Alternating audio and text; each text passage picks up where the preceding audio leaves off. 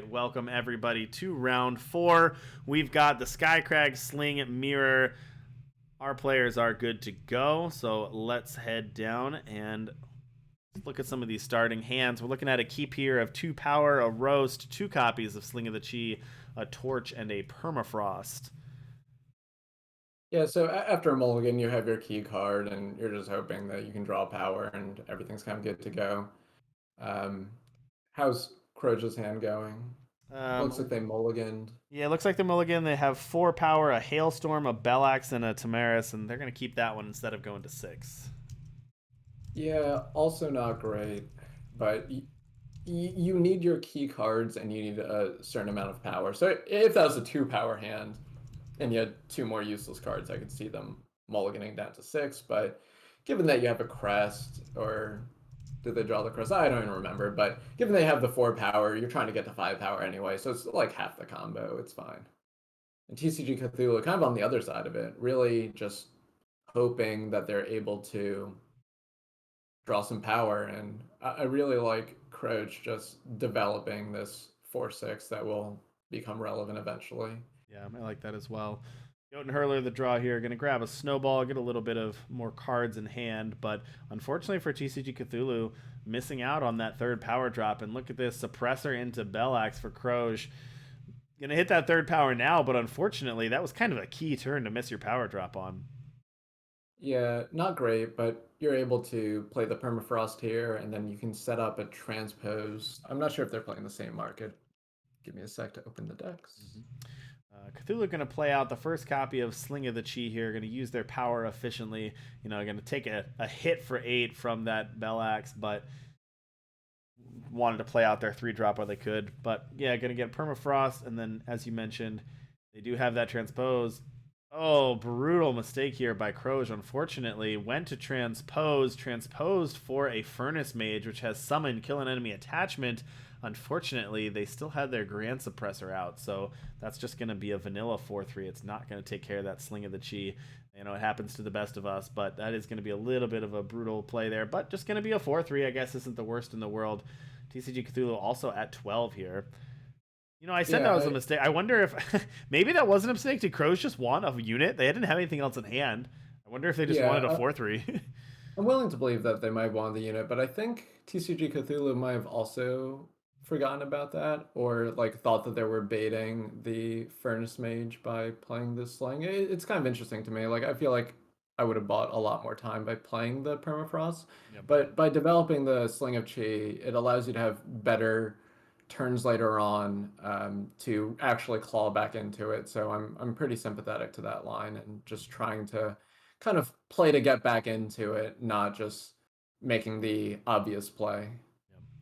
Well, apologies there, Croge, if that was intentional. I did not mean to call out a mistake there. But gonna pass turn here, not playing out their second copy of Grand Suppressor. So here comes TCG Cthulhu playing out that roast with that Sling of the Chi. Is going to go ahead and take out that Grand Suppressor with that 6 damage. Notably on here, it is 6 damage, so I know sometimes that's confusing. It's if it has attack 6 or greater, it deals 6 damage. It's not the attack of the unit, so Roast does not deal 7. That does come up sometimes based on the health of some units. Only deals 6 regardless of how big it is. So getting turn to seed's pretty interesting for me because the Sling of the Chi is still in play. So maybe the plan is to play a Permafrost, and then I don't think there's any other answers. Oh, you can Siege Breaker. Okay, so just setting up maybe a long-term plan of just like hopefully I can Siege Breaker and do it up. So it does look like TCG Cthulhu has a slightly more traditional threat suite, while we see that Kroge has the Thunderous and Snooze combo with the Grand Suppressor. Yeah, big bear there. Thunderous and Snooze, that 8/8. But Grand Suppressor is gone. I mean, still a big unit. Here it Yeah, comes. What's cool about Thunderous and Snooze is it's not exactly as good as Roast, but it's kind of similar in that it's big enough to live through a sling activation, Mm-hmm. a single sling activation, kind of like Valax as well. But Right. some other people are playing, say, like Siege Train, or I can't even think of the other ones, but like things that die to a single sling activation. So maybe anticipating the mirror here. Ooh, yeah, look at that. Sudden Schism's pretty good here. That's going to get you a copy of Roast. And thanks, that damage is going to actually take care of that Thunderous and Snooze. So that was a really nice play there by TCG Cthulhu here. And getting another Rost here.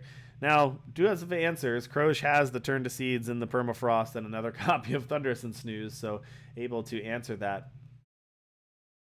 Yeah, I think TCG Cthulhu's plan is going to be to get the replication cell here and then just try to roast it out. But still kind of a little bit worried about the health, but it should ultimately be fine because with the snowball no longer in hand, it's kind of hard to overwhelm enough damage to be able to deal these last 4 points. So instead of going for the Furnace Mage, so really just trying to say, hey, if I draw 3 cards in a turn cycle and you draw 1, I should be able to win. And I like that. Oh, okay. So instead, we're just trying to aggro our opponent down. Interesting. There's another Rost on top for Cthulhu here. Yeah, so from Kroge's side, just nothing is particularly working out. Well, Oh, there you go. nice. Okay. Rost on top's pretty nice. Yeah. All right, now Cthulhu's is going to come back. So I Oh, think wow. So what we might actually see is that this Dazzle might save TCG Cthulhu from otherwise. Oh, Oh, wait. Oh, yeah. sorry. I missed that. No, I missed the overwhelm as well. I forgot about that as well. But the overwhelm damage does actually hit through that. So the overwhelm damage from playing that roast is going to take that out there. All right, Awesome. so that goes. Game one goes to TCG Cthulhu. There it was a lot to follow. That Sling Mirror going back and forth was a lot to follow there, but bear with us as we get there. There you go. Here is TCG Cthulhu's deck. As we mentioned, they are very similar builds. Yeah. So here you can see some copies of Kenna and let's see what else. We see some Dazzles that doesn't necessarily have to be in the deck, and I feel like the market's kind of spoken for. So depending on the matchup, you have some card filtering in the strategize, and you're really just trying to either play this fatty plan, but your deck really hums when you get the Sling of Chi out on 3. You know what I really want to know about this matchup is I really want to know if TCG Cthulhu is sporting his really sweet Team WSG jersey right now while playing Oh, TV. I you mean, just gotta be. that's the important questions, right? I mean, you got to be like sleeping in it, and I don't know if it's water resistant, but probably shower in it and just wear it everywhere in public. I'd show off. Meanwhile, with the misplay shirt, which I do love, I kind of only wear it on air and try to treat those as like separate special moments. So, Yeah, I mean the uh, misplay shirt is pretty sweet. Is pretty sweet. Gotta admit. But yeah, those I jerseys are pretty slick. I heard if Cola or I or a misplay member wins Worlds, we will get jerseys, but may or may not be true. I'll have to talk to some people. Nice. I'm pretty sure Parmalee said that my T-shirt for TNE's T-shirt and mousepad must be in the mail. Is what I've heard. Oh, it's got to be. All right, so we just see some early development. Kroge this time has a Sling in hand, while TCG Cthulhu has more of the card filtering aspects. Here comes first one to make action there. Kroge getting that Sling of the Chi down.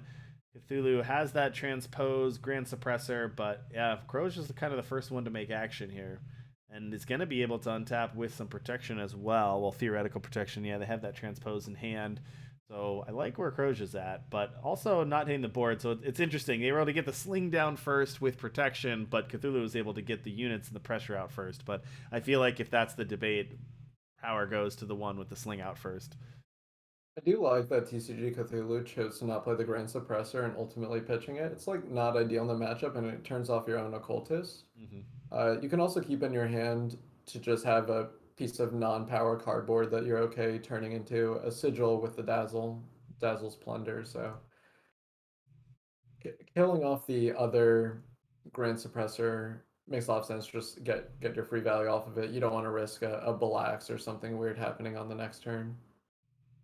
kind of just push your advantage a little. But you This don't is have a sling, so you just gotta hope that there's not the fatty, and then the thunders and snooze just come yeah, down and offing the Kenna. that's really tough. Getting that Thunderous and Snooze down, taking care of the Kenna, drawing a card, pretty tough.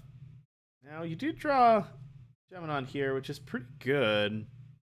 Kroge doesn't Yeah. actually have a way to deal with it right now, right? What did they have to go to the market? What can they get out of the market? Uh, Turn to seed.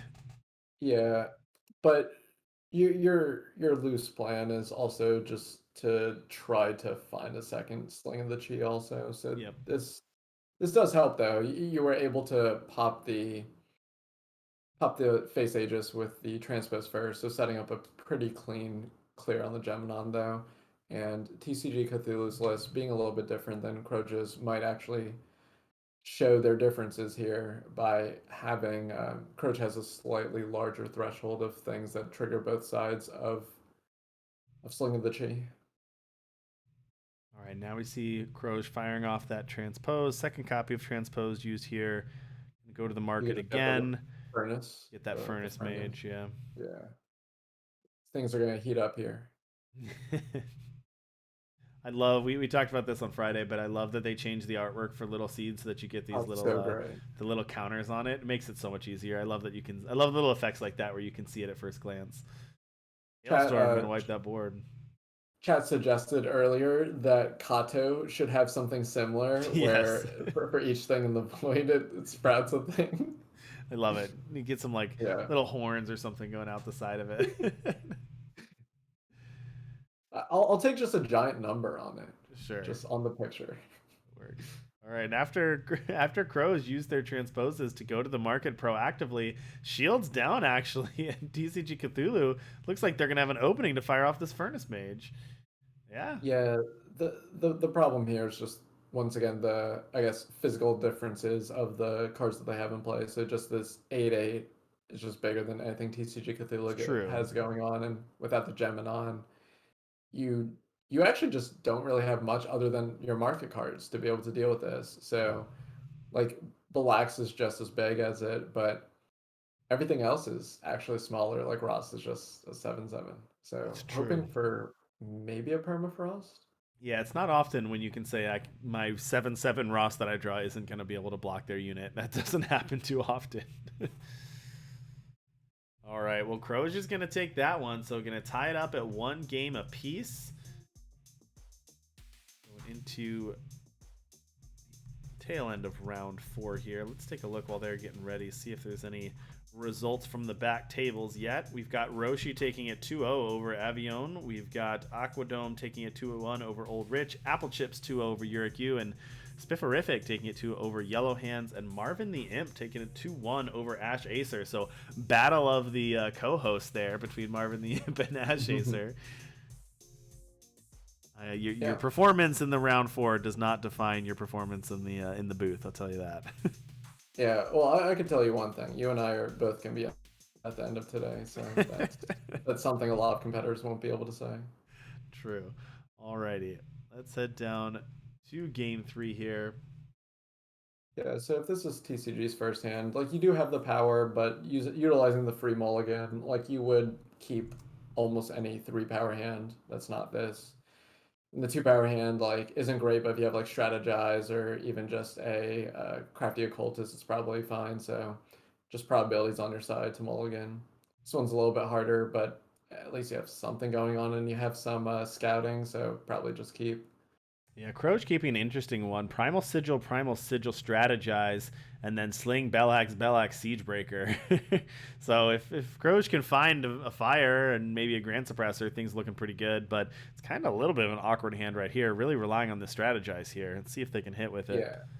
Hailstorm, Thunderous, and Snooze did not hit. Now that hand looks awkward.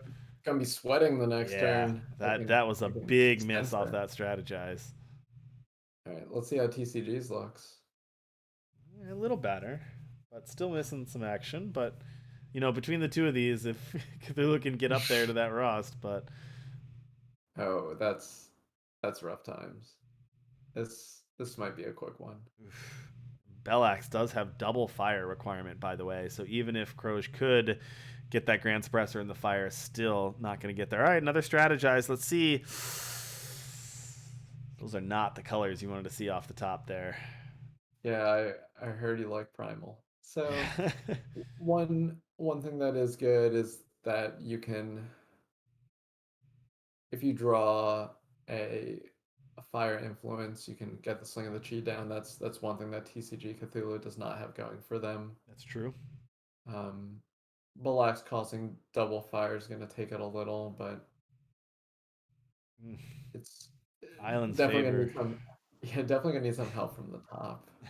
You were joking last turn about, yo, bro, I heard you like Primal. I heard you like Primal. Well, how about an Island's favor just to rub it in? Ouch. All right, so how about this? How do you, when you are in TCG Cthulhu's seat and your opponent is obviously faction screwed or mana screwed, it's an interesting decision, right? Because you still want to play tight. How much do you put your foot on the pedal? How much do you play cautiously? You know, how do you approach it when your opponent is mana screwed or power screwed, but all it takes is, one power and they can turn things around? How do you approach that decision making at that point? Yeah, so with open deck lists, it's actually rather easy. I literally just open up the deck list and enumerate the things they can do, and then just see what I can do. Like, you only have to think one step ahead. Like, okay, what do they do if they just hit power 5, or if there's a fire influence included, and then, like, how am I going to reduce the most amount of variance in this game? So how do I just, like you said, put your foot on the gas in the most meaningful way? So whatever deals the most damage and plays around the most things is what you want to do. I'm a little bit surprised that the Kenna came down on that turn to off the suppressor, because it's 2 fire influence away from the Balax.